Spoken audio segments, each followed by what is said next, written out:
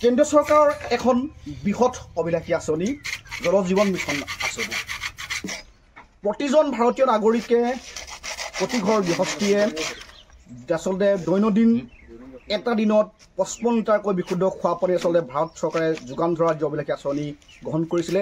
এই আঁচনিসমূহ কিন্তু আমগুৰি সমষ্টিত বুমেৰাঙত পৰিণত হোৱা দেখিবলৈ পোৱা গৈছে আৰু প্ৰায়সমূহ আঁচনি বিকল হোৱা দেখিবলৈ পোৱা গৈছে। কাৰণ এটাই, জল জীৱন মিছনৰ অধীনত আচলতে যিসমূহ প্ৰকল্পলৈ বিদ্যুতৰ বিল বা মাচুল আহে, এই মাচুলসমূহ আচলতে যিটো বিভাগীয় কৰ্তৃপক্ষই হওক বা কৰাৰ কাৰণে আমগুৰি সমষ্টিৰ 3টাকৈ জল জীৱন মিছনৰ যি প্ৰকল্প ইতিমধ্যে বন্ধ হৈ গৈছে।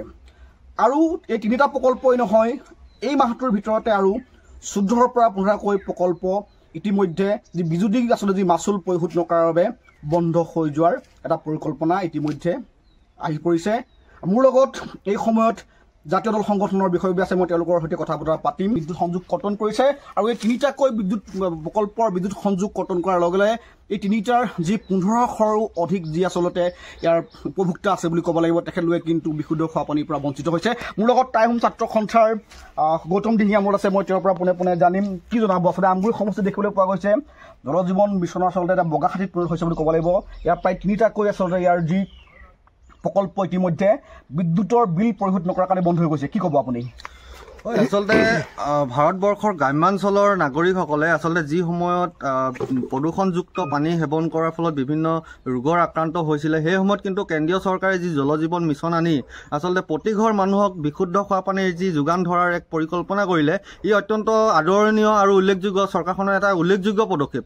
কিন্তু দেখা গৈছে যে সামগ্ৰিকভাৱে আমগুৰি সমষ্টিত যি আচলতে জল জীৱন মিছনৰ কামসমূহ হ'ল, এয়া আচলতে বৰ্তমান সময়ত এটা ফ্লপছত পৰিণত হৈছে। দেখা গৈছে যে আপোনাৰ আমগুৰি সমষ্টিত প্ৰায় 40টাকৈ আঁচনি কাম ইতিমধ্যে হৈ গৈছে, কিন্তু এই 40টা আঁচনিৰ প্ৰায় 3টা আঁচনি বৰ্তমান সময়ত বন্ধ হৈ পৰিছে। একমাত্ৰ কাৰণ হৈছে যে যি আচলতে বিদ্যুৎ বিভাগৰ যি বিল আছিলে, সেই বিলসমূহ সময়মতে পৰিশোধ নকৰাৰ ফলত আচলতে 3টা আঁচনি ইতিমধ্যে বন্ধ হৈছে। প্ৰায় 14টা বা 15টা আঁচনি বন্ধ হোৱাৰ উপক্ৰম ঘটিছে। কিন্তু ইয়াৰ পিছতো বিভাগীয় কৰ্তৃপক্ষ বা চৰকাৰখনে কোনো ধৰণৰ আচলতে ইয়াত যি উল্লেখযোগ্য পদক্ষেপ ল'ব লাগিছিলে, কোনো ধৰণৰ পদক্ষেপ গ্ৰহণ কৰা দেখা নগ'ল। বিগত সময়ছোৱাত তেওঁলোকে আচলতে যি ধৰণে এই গোটেই সমগ্ৰ আঁচনিসমূহ পৰিকল্পনা কৰিছিলে, আচলতে এক উচিত পৰিকল্পনা নকৰাৰ ফলতে আচলতে এইসমূহ বন্ধ হোৱাৰ এনেদৰে উপক্ৰম হৈছে নেকি, এয়া এক বৃহৎ প্ৰশ্ন হৈ পৰিছে।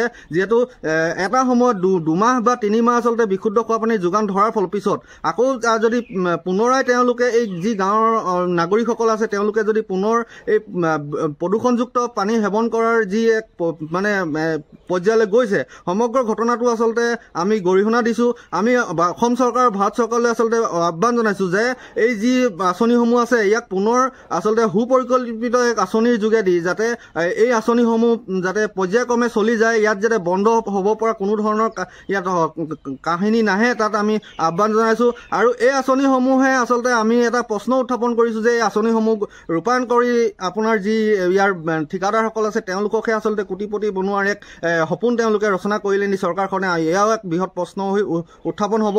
সেয়ে আমি আঁচনিসমূহ যাতে বন্ধ নোহোৱাকৈ যাতে সুচাৰুৰূপে পৰিচালনা হৈ থাকে, তাকে আমি অসম চৰকাৰে পদক্ষেপ ল'বলৈ আমি সদৌ টাইম ছাত্ৰ সন্থাৰ পৰা অসম সাধাৰণ ছাত্ৰ সন্থাৰ বিষয়ববীয়া মূৰত আছে ৰমেশ বাস্কেট মূৰত আছে, তেওঁৰ লগত কথা পাতিম। তেওঁ যাম আচলতে বাগিচা অঞ্চলত বহুকেইটা জল জীৱন মিছনৰ যি প্ৰকল্প ইতিমধ্যে স্থাপন কৰিছে আৰু 3টাকৈ যি জল জীৱন প্ৰকল্প আচলতে 3টাকৈ বাগিচা অঞ্চলতে আপোনাৰ ইতিমধ্যে বন্ধ হৈ গৈছে।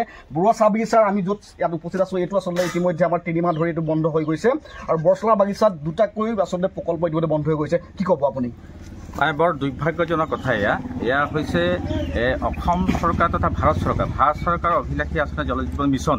ইয়াক মানে ভাৰতবৰ্ষৰ সকলো মানুহেই যে বিশুদ্ধ খোৱা পানী 55 লিটাৰকৈ পায় প্ৰতিদিনে, ইয়াক এটা সুপৰিকল্পিতভাৱে তেওঁলোকে এটা আঁচনি ঘোষণা কৰিছিল আৰু ভাল আছিল। আমি আদৰণি জনাইছোঁ এই আঁচনিৰ যোগেদি জনসাধাৰণৰ মানে উপকৃত হয়। কিন্তু কথা হ'ল যে আমগুৰি সমষ্টিৰ 40টাকৈ স্কিম দিয়াৰ পিছত 3টা স্কিম ইতিমধ্যে বিজুলী কৰ্তন কৰি বন্ধ কৰি দিয়া হৈছে আৰু 15টামান বন্ধ হ'বলৈ উপক্ৰম হৈছে। বিভাগীয় বিজুলী বিভাগে তেওঁলোকক নটিচ পঠাইছে।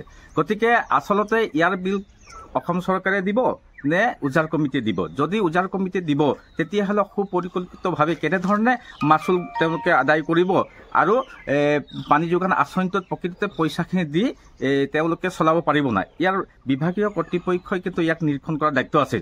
আৰু দায়িত্ব আছিল যে মানে অসম বিধানসভাৰো সদস্য আছে আমাৰ এই অঞ্চলত আৰু লোকসভাৰো আমাৰ ইয়াত সদস্য আছে। তেওঁলোকে এইবিলাক নিৰীক্ষণ কৰাৰ পৰ্যন্ত আছিল বা জনসাধাৰণ উপকৃত কৰাৰ কাৰণে যিখিনি আঁচনি কৰিছে চৰকাৰখনে, ইয়াত কিন্তু তেওঁলোকে নিৰীক্ষণ নকৰাৰ ফলত ইয়াত কিন্তু মানুহে যথেষ্ট ইয়াত যান্ত্ৰণাত ভুগিব লগা হৈছে। কাৰণ ভাড়েৰে মানুহ কঢ়িয়াই নি পেলাই পানী খাব লগা হৈছে, গা ধুবলৈ অসুবিধা হৈছে, তেনেকৈ এটা অৱস্থাত মানে পৰিণত হৈছে। গতিকে কথা হ'ল যে বিভাগীয় কৰ্তৃপক্ষ বা অসম চৰকাৰখনৰ যি দায়িত্বত আছে জল জীৱন মিছনৰ যিখিনি এই আঁচনি পৰিচালনা কৰি আছে, সেইসকল বিভাগীয় কৰ্তৃপক্ষই এতিয়া বৰ্তমান দিহিৰাম চৌদাৰৰ ভাও ধৰিছে আৰু এইবিলাকলৈ নাহে আৰু ইয়াক জনসাধাৰণৰ কোনো কথাই তেওঁলোকে গুৰুত্ব সহকাৰে লোৱা নাই বুলি ভাবিছোঁ। গতিকে আমি আহ্বান জনাম বিভাগীয় কৰ্তৃপক্ষ তথা চৰকাৰখনক, কাৰণ তেওঁলোকে যদি জনহিতকৰ কাৰণে কাম কৰিছে তেতিয়াহ'লে সঠিক ৰূপে কৰক।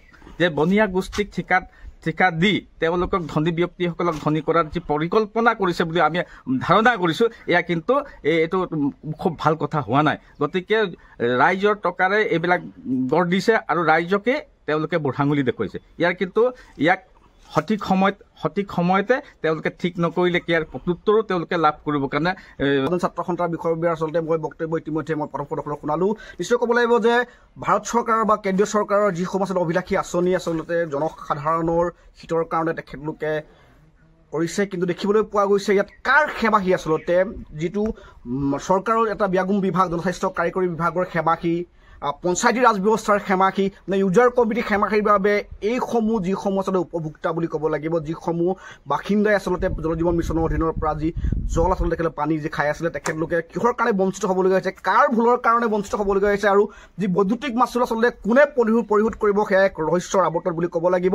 আৰু পৰৱৰ্তী সময়ত লক্ষণীয় হ'ব যে এইসমূহ বিল বিদ্যুৎ বিভাগক যিসমূহ বিল পৰিশোধ কৰিবলগীয়া হৈছে, এই বিলসমূহ পৰিশোধ কৰাৰ ক্ষেত্ৰত এই যি বিভাগটো আছে বিভাগটোৱে হওক বা অসম চৰকাৰে কেনেধৰণৰ ভূমিকা গ্ৰহণ কৰি ৰাইজক উপকৃত কৰিব সেয়া কিন্তু পৰৱৰ্তী সময়ত লক্ষণীয় হ'ব।